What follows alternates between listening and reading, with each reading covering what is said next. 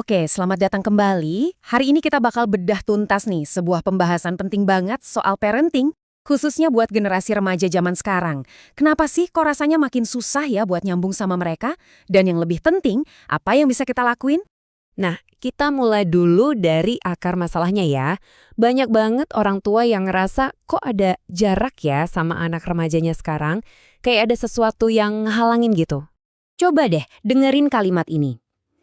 Ayah, kami butuh tatapanmu, bukan hanya transferanmu. Dalam banget kan? Ini tuh inti dari semuanya.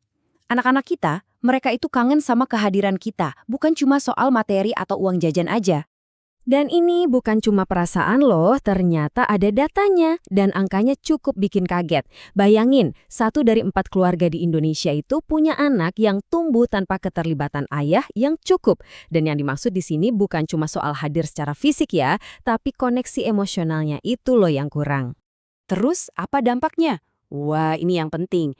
Jarak emosional ini efeknya jangka panjang, teman-teman. Bisa ngaruh ke psikologisnya, cara dia bersosialisasi, bahkan sampai ke prestasi akademisnya di masa depan.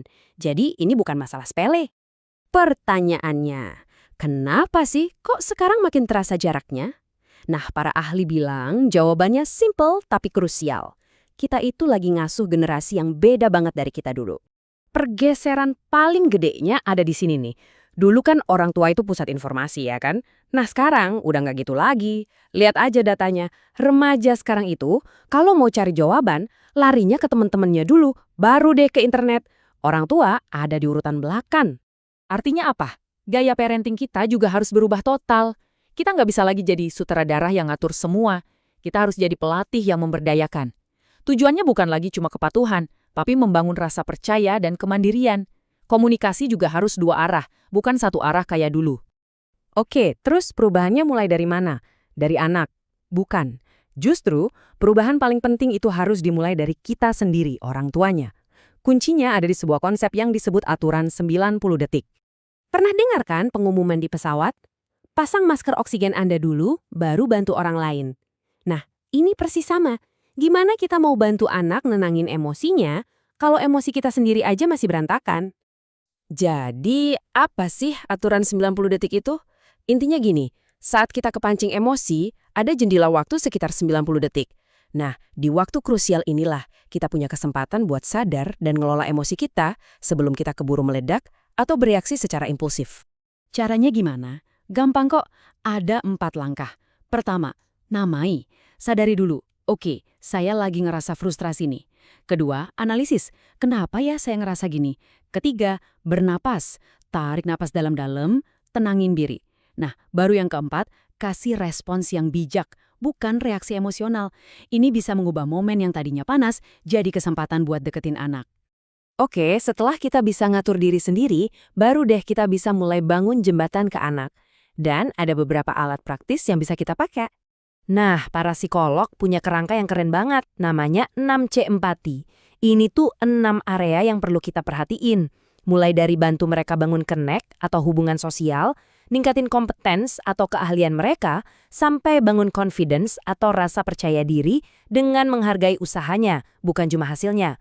Ada juga soal kontrol, coping, dan contribution. Ini semua pilar buat kesehatan emosional mereka. Ujung-ujungnya, tujuan kita sebagai orang tua itu bukan buat ngelindungin anak biar nggak pernah jatuh. Nggak mungkin juga kan? Tapi tujuan kita adalah ngajarin mereka caranya bangkit lagi setiap kali jatuh. Nah, itulah yang namanya ketangguhan atau resiliensi. Dan buat ngebangun ketangguhan ini, ada 4 pilar utama. Kita bisa ajarkan mereka soal keseimbangan batin, jadi nggak lihat semua serba hitam putih. Lalu soal kegigihan, pentingnya maju terus walau cuma selangkah demi selangkah. Juga soal kebermaknaan, cari hikmah di setiap kejadian. Dan yang terakhir, jangan banding-bandingin diri sama orang lain. Jadi kalau kita satuin semuanya, mulai dari kita ngatur emosi diri sendiri, sampai kita bantu bangun ketangguhan anak, kita bakal sadar. Peran kita sebagai orang tua itu udah berevolusi. Ini kayak cetak biru baru buat ngebangun keluarga yang tangguh di zaman sekarang. Lihat deh perubahannya. Dari yang tadinya komandan, sekarang jadi pelatih.